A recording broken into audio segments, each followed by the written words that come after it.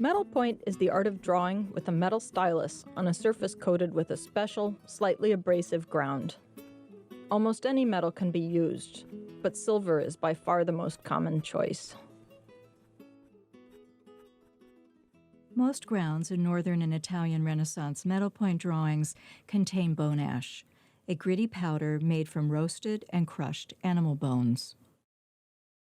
Italian artists frequently used colored grounds, minerals from the earth such as red clay, terre verte or green earth, and yellow ochre. Artists also tinted grounds with organic colorants such as indigo, the dye used in blue jeans. Here, bone ash and powdered indigo are mixed together on a slightly roughened slab of glass. Before the availability of commercially produced materials, artists, or more likely apprentices in their workshops, prepared paints and grounds by hand.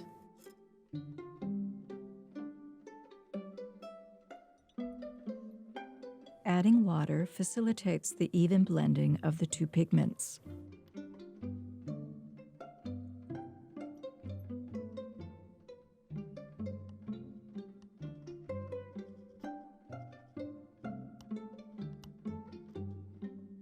The indigo and bone ash are now mixed with the mueller, a hard glass tool with a flat roughened bottom. Looking carefully, you can see some of the large particles of the white bone ash. The pigments are gathered and put into a container to combine later with a binding agent, the substance that holds together the particles and adheres them to the paper. Dried flakes of animal glue are mixed with water.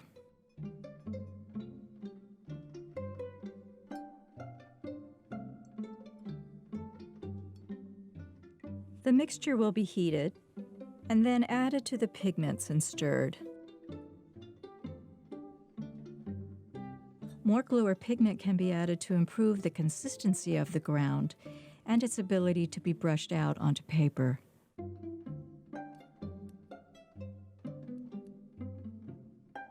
While the mixture is warm, it is applied evenly on paper using a wide brush.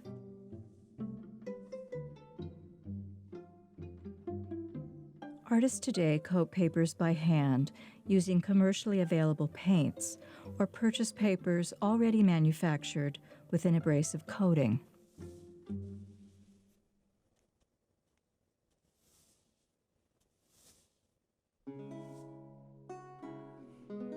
Leonardo and his circle often drew on grounds colored with indigo. This pink ground contains red dyes made from plants or insects. The mineral-based pigment lead tin yellow provides the color in this ground. Most often, artists drew on white grounds.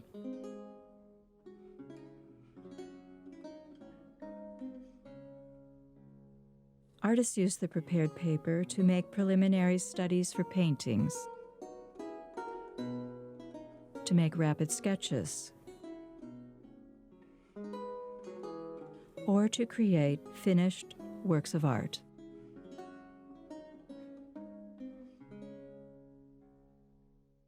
In the past, the artist drew with a metal stylus. Now you can just slip a piece of metal wire into a mechanical pencil casing. All Metalpoint lines, including gold, appear gray when they're first made because the metal loses its color when broken down into tiny particles. With many drawing materials, you can make a darker line by pressing harder. Silver point often doesn't respond well to pressure. The line only gets a bit darker, and you run the risk of digging into the ground. So artists model forms by building up lines. Italian artists, like Raphael, often shaded with parallel diagonal lines, placed most closely together where they wanted the deepest shadows. The transitions between light and dark here are amazingly subtle, giving the impression of soft flesh. You can also layer the lines into crosshatching. This drawing is a gold point. Because gold doesn't tarnish, the lines stay gray rather than turning brown, the way silver point does.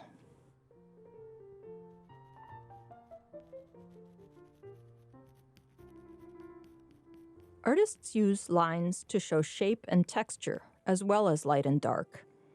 Here, Dürer uses short, curved strokes to convey the bristly texture of the dog's fur and to describe the shape of his body.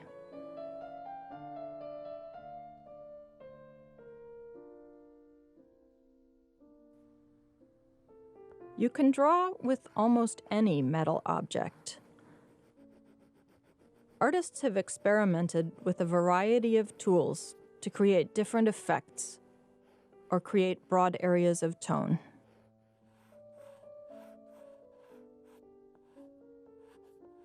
This artist works with bars or plates of different kinds of metal.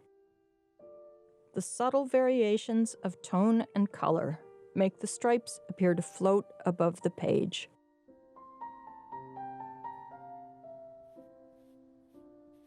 Artists often added white highlights when working on colored ground. Mostly they used white paint for this purpose. This is something you see especially with Italian artists like Botticelli. It gave them a much greater range, moving from darkest hatching to white highlights. You can also scratch or cut into the paper, digging right through the Metalpoint lines to create highlights. This is something you see mostly in 15th century drawings from the Netherlands. The scratching is especially noticeable in the highlights in her hair.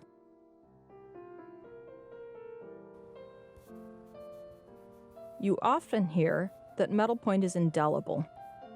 It's more accurate to say that the ability to erase it is limited. Lightly drawn lines can sometimes be carefully removed with moisture, modern erasers, or other means. Only a few faint lines are left of the plumes erased from these hats. But you can see the original lines more clearly under ultraviolet light.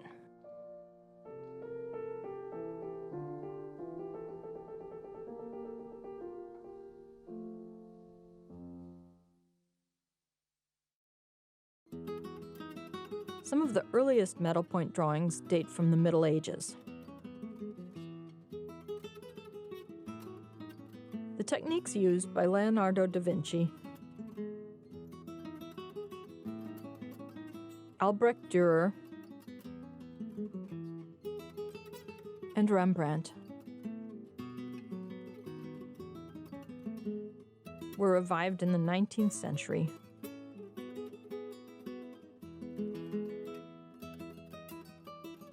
And are still in practice today.